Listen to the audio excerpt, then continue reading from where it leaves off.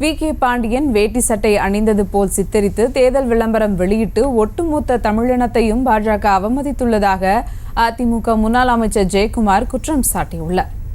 கூடுதல் தகவலோடு இணைகிறார் செய்தியாளர் காண்டீபன். வணக்கம் காண்டீபன், விவரங்கள்.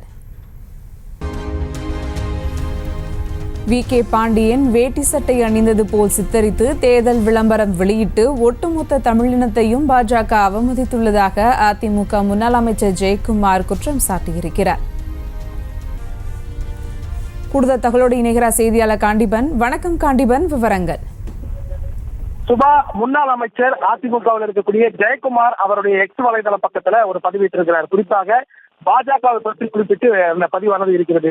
ஒடிசாவில் இருக்கக்கூடிய வி.கே. பாண்டியன், அதாவது அந்த மாநில முதலமைச்சராக இருக்கக்கூடிய நவீன் பட்நாயக்குடைய முதன்மை செயலாளராக பணியாற்றக்கூடிய தமிழ்நாட்டை சேர்ந்த வி.கே. பாண்டியனை குறித்து தான் ஒரு சித்திரம் வரையப்பட்டு கார்ட்டூனாக ஒரு வெளியிட்டிருக்காங்க. இதை அமைச்சர் ஜெயக்குமார், முன்னாள் அமைச்சர் ஜெயக்குமார் என்ன சுட்டி காட்டுறாருனாக்கா, அவர் வெள்ளை வேட்டியும் வெள்ளை சட்டையும் தமிழர்களுடைய பாரம்பரியத்துல அணிந்திருக்கக்கூடிய ஒரு காட்சியை இந்த தேர்தல் விளம்பரத்திற்காக பயன்படுத்தியிருக்கிறார்கள். அதாவது இந்த விளம்பரத்தின் மூலம் அவர்கள் ஒரு வி.கே. பாண்டியனை குறிப்பிட்டு கூறுவதாக கூறாமல் ஒட்டுமொத்த தமிழர்களையும் குறிப்பிட்டு கூறியிருப்பதாக பாஜக மீது கடும் குற்றச்சாட்டு ஜெயக்குமார் அவர்கள் வைத்திருக்கிறார்கள்.